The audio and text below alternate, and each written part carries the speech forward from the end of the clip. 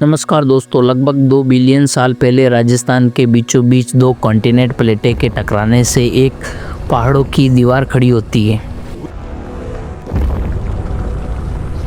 गुजरात से शुरू होकर दिल्ली के रायसीना तक जाने वाली लगभग 700 किलोमीटर ये दीवार आज दुनिया की सबसे पुरानी माउंटेन रेंज में से एक है। पिछले हजारों सालों में इन पहाड़ों ने एक बहुत जरूरी काम किया है। थार के रेगिस्तान को आगे फैलने का काम किया है। अगर ये पहाड़ियाँ नहीं होती तो आज दिल्ली, उत्तर प्रदेश, हरियाणा, मध्य प्रदेश के कई इलाके रेत के समंदर में दफन हो चुके होते। ग्राउंड वाटर का लेवल कहीं ज्यादा नीचे हो जाता और वाटर क्राइसिस के हाल बुरे होते।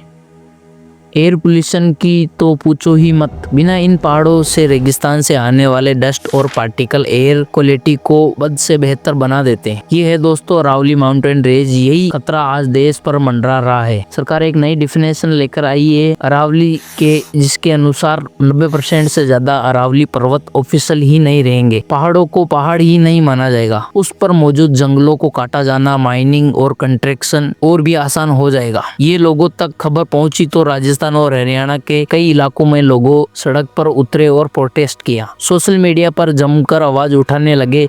सरकार पर प्रेशर पड़ा और सरकार ने इसके बदले लोगों को गुमराह और कंफ्यूज करने के लिए एक नई नोटिफिकेशन जारी करती है। सरकार ने कहा अभी कोई माइनिंग नहीं होगी अरावली के। ये पूरी नोटिफिकेशन एक फजूल थी। इसके साथ साथ कई सोशल मीडिया इन्फ्लुएंसर और कंटेंट क्रिएटर पिछले कुछ दिनों में बकायदा पैसे देने कर सरकार को इस मुद्दे पर डिफेंस करे। अब इन सज्जनों की कॉल आई मेरे पास धमकाने के लिए। भाई ये ईमेल है एग्जैक्ट आपको दिखाने के लिए दिखा रहा हूँ कि ये जो चल रहा है कि कंटेंट रिव्यू कैसा होना चाहिए। तो ये पूरा अरावली वाला जो डेवलपमेंट प्रोजेक्ट है, बहुत से लोगों ने सेम स्क्रिप्ट का इस्तेमाल करते हुए इस ऐसे ही वीडियो बनाए और सरकार जो कह रही है फाइंडेड करने के लिए नहीं बल्कि उन्हें बचाने के लिए कर रही है, जैसे कि अरावली को बचाया जा सके। एनीवे मेजर माइनिंग अरावली से कोई कर ही नहीं सकता। आइए समझते हैं इस मुद्दे को गहराई से आज के इस वीडियो में।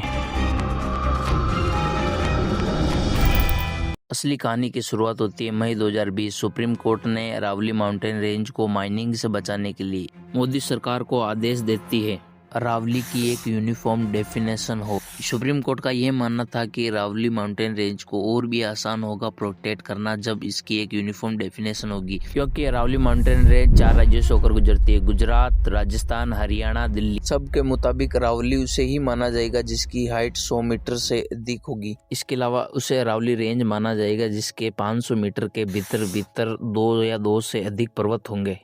इनकी हाइट को सी लेवल से कंपेयर करके नापे। अगर हम कहते हैं कि माउंट एवरेस्ट की ऊंचाई 8,848 मीटर है तो उसकी हाइट को सी लेवल से कंपेयर करके कहते हैं। अरावली के लिए सरकार उनको कहती है कि उनको सी लेवल से नहीं नापकर उनको कैलकुलेट किया जाएगा आसपास के इलाकों। स्कैम वाली ये बात है कि अरावली के ज्यादातर इलाके सी लेवल से 100 मीटर ऊपर है, तो कोई अरावली का पहाड़ सी लेवल से 190 मीटर की ऊंचाई पर होगा तो भी इस नई डेफिनेशन को हो सकता है उसे अरावली माना ही नहीं जाएगा। 90% से ज्यादा अरावली पर्वत इस नए क्राइटेरिया को पूरा ही नहीं कर पाएंगे तो उसे अरावली ही नहीं माना जाएगा। जो मैंने अरावली हिल्स वाली वीडियो डाली है वो आप डिलीट कर दो और एक नई वीडियो बना दो जिसमें सपोर्ट करो कि अरावली हिल कट रही है, वो बहुत बढ़िया है। क्योंकि कल मुझे भी ऑफर आया था कि भाई आपको सुप्रीम कोर्ट के फेवर में एक वीडियो बनानी है, आप अपना बजट बताइए। ऐसे भी इन्फ्लुएंसर थे जो कि बिक चुके थे। वे सरकार के फेवर में बात कर रहे थे कि सरकार कह रही है वो सही है पर बताए नहीं क्यों। ये वही चेहरा है जो सेम स्क्रिप्ट का इस्तेमाल कर रहे थे। मीटर से ऊपर वाली अरावली हिल्स है। इसका मतलब ये नहीं है बाकी सबको हटा दिया जाएगा और माइनिंग के लिए ओपन कर दिया जाएगा। बाकी भी इक्वली प्रोटेक्टेड है। लेकिन सच ये है कि 100 मीटर तो एक टेक्निकल बेंचमार्क है और ये अरावली को एक्सक्लूड करने के लिए नहीं बल्कि क्लियरली आइडेंटिफाई करने के लिए दिया है। सुप्रीम कोर्ट हो या गवर्नमेंट, दोनों की इंटेंशन पहले से ही साफ थी। कुछ समझे दया? हाँ सर, इसका मतलब है इसका मतलब है अगर देश को बचाना है, देश के जंगलों को बचाना है, देश के पर्यावरण को बचाना तो यहाँ पर आवाज उठानी बहुत जरूरी चीज होती है।